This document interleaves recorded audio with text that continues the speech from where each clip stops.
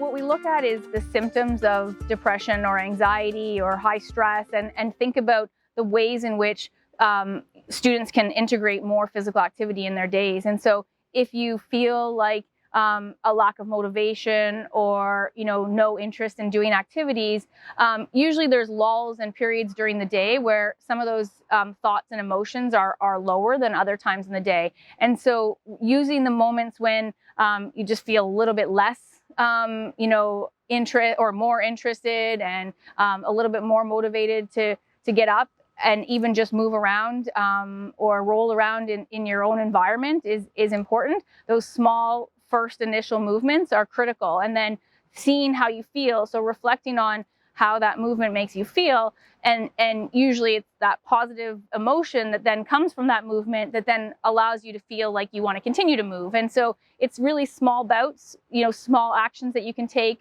Also, things like if you know that seeing yourself in a mirror is something that we often hear students say, they don't like watching themselves in the mirror move. And so it's like, remove those types of prompts and environmental cues from the environment altogether. Don't move in spaces where there's mirrors, for example, or if you're worried about feedback.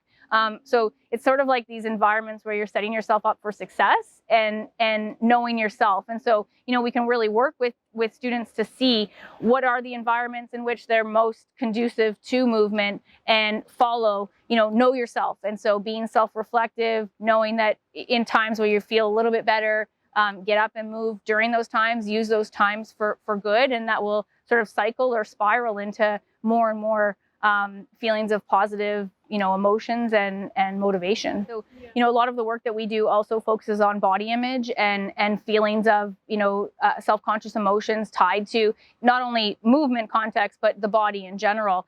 And, it's really important to, again, identify what those emotions, the context of those emotions and how to manage them. What we often find is that students come to us in our physical activity programs, for example, with this innate need for weight loss, for example. There's always this tie-in between physical activity and weight and body shape. And, we really work with students to dispel that myth, because weight is such an extrinsic goal and it's not in most people's control. And so being able to be physically active for more self-determined, more intrinsic reasons, because you enjoy it, because it's something that you feel you want to do, and focusing on the positive feedback that you can give to yourself is so much more important than those negative emotions and thoughts. And so there's this balance that we work with students on trying to, again, identify positive self-talk, being self-reflective,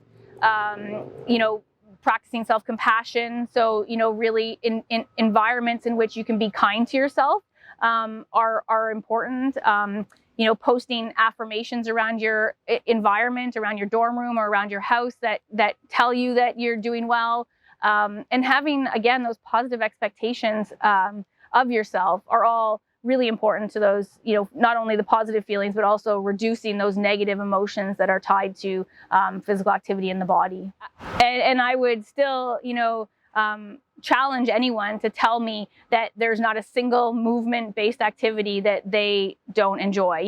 Every single person would be able to find something that they enjoy, but you have to remove it from this definition that people feel is physical activity or exercise. And so finding those movements, that you can do and engage in regularly and associate those with positive emotions will lead to more and more opportunities and activity. But it's about finding that initial activity that you enjoy. And, it's often that case of you're not going to do something, or at least not going to sustain it, if you don't enjoy it. And so that's what we find with physical activity is purposeful engagement in movements that you enjoy is critical. And once you find that, it's sort of an open box to other opportunities along the way. But, thinking back to negative experiences, and, we've come so far in terms of what our practices are in movement-based environments. Physical education has advanced so much, activity spaces, fitness classes.